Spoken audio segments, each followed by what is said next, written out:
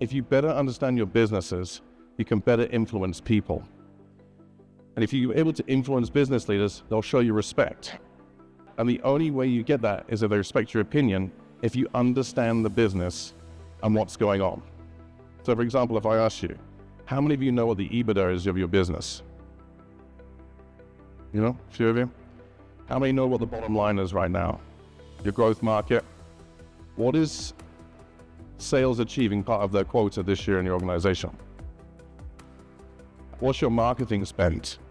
What's your traction methodology? What's your cost of acquisition? Not many people can answer it. When we work as consultants, we're expected to know all this.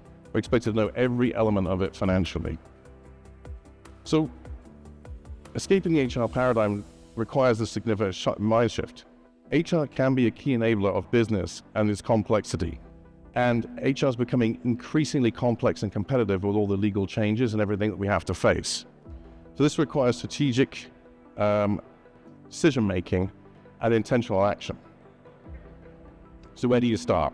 This is the thing. Well, as I mentioned, you've got to get to know the business, especially the boring parts, which there are a lot of them. So HR should know from ops to sales, marketing to finance, where the current employee market is right now in salaries to where your leaders want to be next year for the next decade. Leaders understand the organization and they provide actionable value to it. So I'll take one example, utilization reports. We all love those. Most of those people think it just points out inefficiencies, but there's so much more. So what I do here is talk about growing here, what we should be, is how many of you have done utilization reports before? So it's an efficiency metric based on what you're doing within the organization. When we did a utilization report on one of our clients, we found out it cost them $19,000 to produce a marketing pamphlet, 10 pages. Because once you throw all the marketing salaries in, how long it took them, all the different resources, that's what they were producing for a marketing thing. So now you could look at, do you outsource that? Why is it so inefficient? And what's going? So what's the cost? And what we found out was when we did the analysis across the organization, they were charging not enough to their clients. And that's why their profit margin was completely off. But by doing the analysis of each person within the organization, we were able to think about it. Again, this report's not about catching people that are bad, not lazy. It's not about that.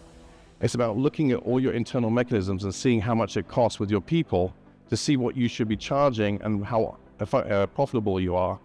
And most people think that utilization is only for consultants.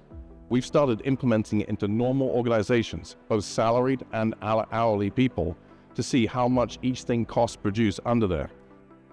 So escaping the paradigm means shifting towards more of a strategic approach, and then how HR can actively help the organization and grow it. This involves HR repositioning to a value-added function. So I meet with business leaders all across the company. I find out what their goals and what their needs are, and then I sit down and how I can be a partner in delivering these achievables. It's not about us. I want to find out what's about them. Do not wait for an invitation. It's never going to come. You have to force your way in. I put actively go out there, but really you have to force your way in. And to get to know the information, if they feel that we as HR professionals understand what they are trying to achieve, then they will open up to us. And then when they open up to us, you'll have the ability to drive the business and people strategy.